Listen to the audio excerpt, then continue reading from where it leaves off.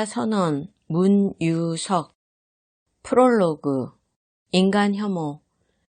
고백으로부터 시작해야 할 것 같다. 나는 사람들을 뜨겁게 좋아하는 편이 아니다. 오히려 인간 혐오증이 있다고까지도 할 수 있다. 지하철에서 양옆에 사람이 앉는 게 싫어서 구석자리를 찾아 맨 앞칸까지 가곤 한다. 제주도 송악산에 처음 간 날, 둘레길 입구에서 쏟아져 나오는 알록달록 등산복 차림에 흥겨워 목소리 높아진 아주머니 아저씨들의 무리를 보는 순간 바로 절경을 포기하고 발길을 돌려 사람 없는 중간산 마을만 한참 걷다 온 일이 있다.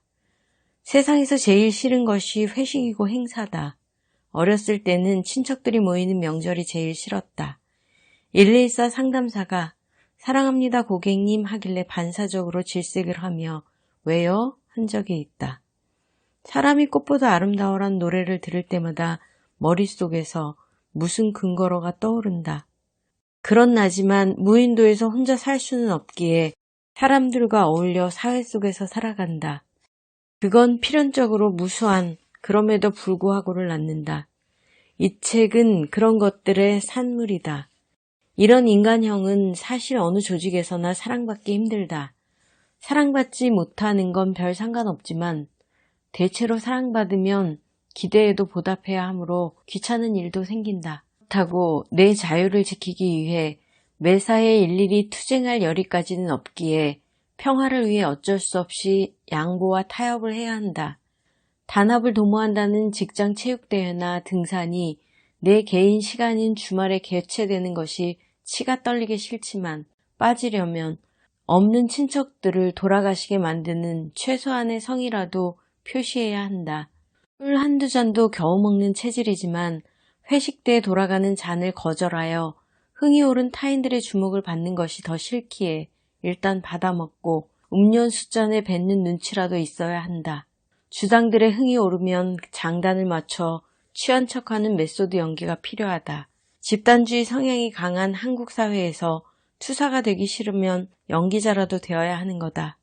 나는 어릴 때부터 좋게 말하면 냉소주의였고 정확하게 말하면 비겁했다. 우리를 질끈 잘 참는다. 타인들이 원하는 연기를 잠시 해주면 내 자유가 더 확보된다는 걸 일찍 영악하게 깨친 거다. 그리고 난 아마 그 연기를 꽤 잘해내는 쪽이었을 거다.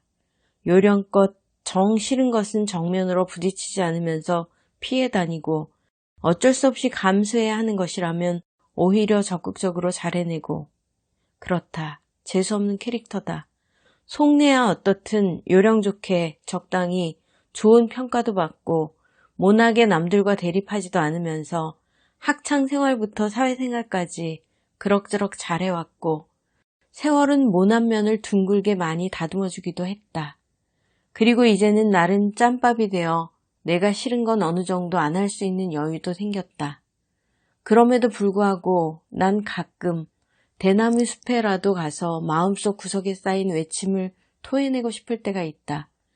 이놈의 한국 사회에서 살아가려면 견뎌야 하는 것들이 지긋지긋하게 싫다고 말이다. 눈치와 체면과 모양새와 뒷담화와 공격적 열등감과 멸사봉군과 윗분 모시기와 위계질서와 관행과 관료주의와 패거리 정서와 조폭의식, 의리와 장유유서와 일사불란함과 지역주의와 상명하복과 강요된 겸손 제스처와 모난돌 정막기와 다구리와 폭탄주와 용비어천과와 촌스러움과 기타 등등 기타 등등 기타 등등. 손머리에 이런 구질구질한 응석 같은 이야기를 늘어놓고 있는 것은 결국 이런 모든 나의 편향이 내 글에 배어 있을 것이기 때문이다. 아무리 객관적인 척 논리를 펴도 결국 인간이란 자신의 선호, 자기가 살아온 방법에서 벗어나기 힘들다. 게다가 현대 심리학의 연구 결과는 인간의 성격조차 타고난 요소, 즉 유전자의 영향이 상당하다고 말해준다. 그 바탕 위에 인간관계, 일, 독서 등을 통해 쌓아온 직간접 경험들이 결국 나라는 고유한 개인을 만들어내는 것이다. 영화 스타워즈에 나오는 서로 다른 별에서 온 외계인들이 북적대는 술집 같은 것이 내가 생각하는 사회다. 내가 옳다고 생각하는 것들은 내 생각일 뿐 다른 별에서 온 사람들에게 강요할 수 있는 것이 못 된다. 그저 저 별에서 저런 과정을 거쳐 자란 인간들은 저렇게 생각하는구나 하는 것을 서로 알게 될 뿐이다. 별것 아닌 것 같지만 그 차이에 대한 인식이 평화로운 공존과 타협의 시작일지 모른다. 저 초록색 외계인들이 내 맘에는 안 들더라도 어차피 잠시 머물며 즐겁게 보내야 할 이 술집에서 서로 오해하고 총질하면 내 손해니 잠시 참아주기라도 하자는 합의가 있어야 술집이 돌아간다. 다름은 물론 불편하다. 하지만 그 불편함을 가능한 한 참아주는 것, 그것이 똘레랑스다. 차이에 대한 용인이다. 우리 평범한 인간들이 어찌 이웃을 사랑하기까지 하겠는가? 그저 큰 피해 없으면 참아주기라도 하자는 것이다. 제발 우리 서로 사이좋게 지내요. 어차피 한동안은 이 땅에 다 같이 발붙이고 살아야 하잖아요. 그러니 서로 노력을 해 나가자고요. 평생 청각 장애인으로 살아야 될 정도로 백인 경관들에게 무차별 구타를 당한 로드니 킹이 그로 인한 LA 폭동 때 평화를 호소하며 했던 말이다. 타인의 발견. 앞에서 조금은 위약적인 말투로 고백했듯이 나는 기본적으로 이타심이 크지도 않고 인간애가 넘치는 휴머니스트도 아니다. 그래서 나 같은 사람이 법관의 일을 할 자격이 있을까 하는 고민이 마음을 무겁게 할 때가 많다. 게다가 언제부턴가 어줍잖은 생각과 고민을 담은 글을 여기저기에 쓰기까지 이르렀다.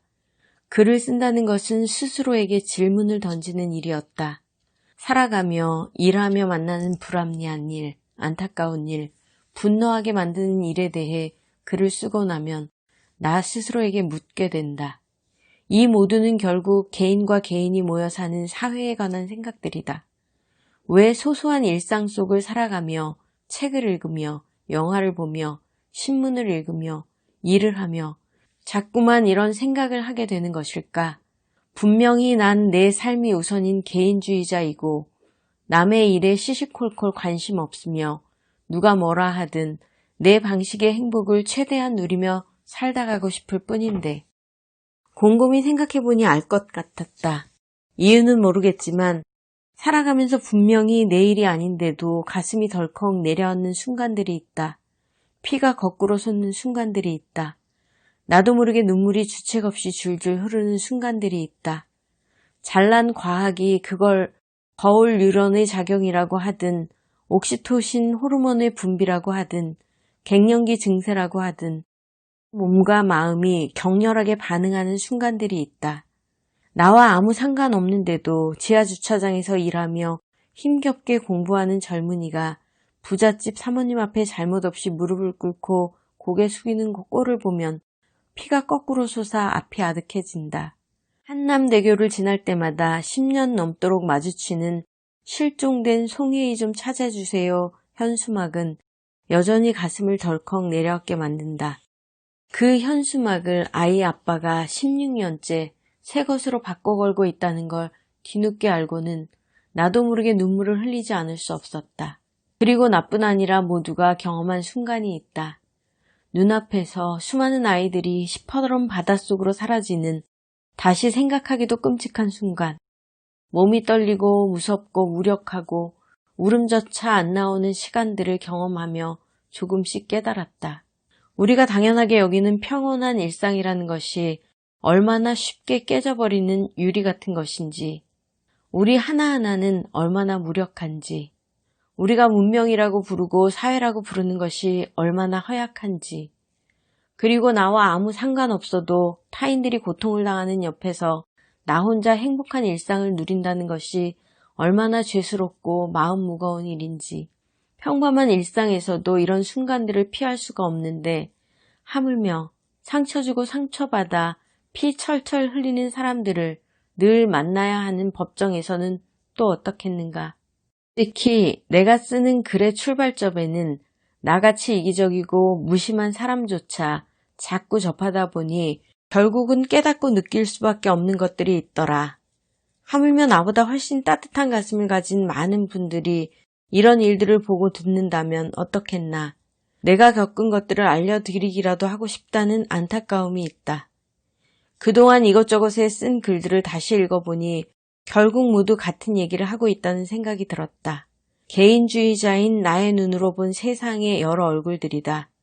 나의 시선이 보편타당할 것이라는 기대는 하지 않는다. 오히려 우리 사회에 살면서 내가 유독 먼 변방의 특이한 별에서 온 이방인처럼 느껴질 때도 많았다. 그런데 불현듯 알고 보면 나와 비슷한 별에서 온 사람들이 꽤 많은데 단지 목소리 큰 사람들 사이에 묻혀 눈에 안 띄는 것이 아닐까 하는 생각이 들었다. 그 생각에 용기를 내어 더 솔직하게 내 생각들을 털어놓기로 했다. 독자님들은 이제부터 어쩌면 낡은 일기장을 꺼내 읽어볼 때처럼 거칠고 두서없는 느낌이나 생각들과 마주치게 될지도 모르겠지만 이거 하나만큼은 미리 말씀드리고 싶다. 새해 나와 지금까지 겪어온 사람들의 모습을 한마디로 요약하자면 누구나 자기 몫의 아픔은 안고 살고 있더라는 거다. 구체적으로 이야기하지는 않겠지만 나 자신의 몫도 포함해서 말이다. 직업병 때문일까? 어떤 때는 다른 것은 몰라도 고통만큼은 평등할지도 모르겠다는 생각이 든다. 부자도 권력자도 스타도 화려한 겉껍질 속에는 골물대로 골문 상처가 가득했다. 건강 때문에, 가족 때문에, 자식 때문에, 때로는 자기 때문에 남모를 고통에 시달리는 경우가 허다하다. 하물며 돈도 권력도 없는 평범한 사람들은 어떻겠는가. 그 흔하디 흔해 보이는 건강하게 자라서 사랑하는 이를 만나 아이를 갖고 키우며 사는 이들이 실은 얼마나 전쟁같이 힘든 일인지. 지금 힘들어하는 모든 이들에게 드리고 싶은 한상국 마마님의 말씀이 있다. 장금아, 사람들이 너를 오해하는 게 있다. 내 능력은 뛰어난 것에 있는 게 아니다. 쉬지 않고 가는 데 있어. 모두가 그만두는 때에 눈을 동그랗게 뜨고 다시 시작하는 것. 너는 얼음 속에 던져져 있어도 꽃을 피우는 꽃이야. 그러니 얼마나 힘이 들겠어. 내 능력은 뛰어난 것에 있는 것이 아니다. 쉬지 않고 가는 데 있어. 라고 격려해 주면서도 끝에는 그러니 얼마나 힘이 들겠어. 라며 알아주는 마음. 우리 서로에게 이것이 필요한 시대가 아닐까? 선언, 문유석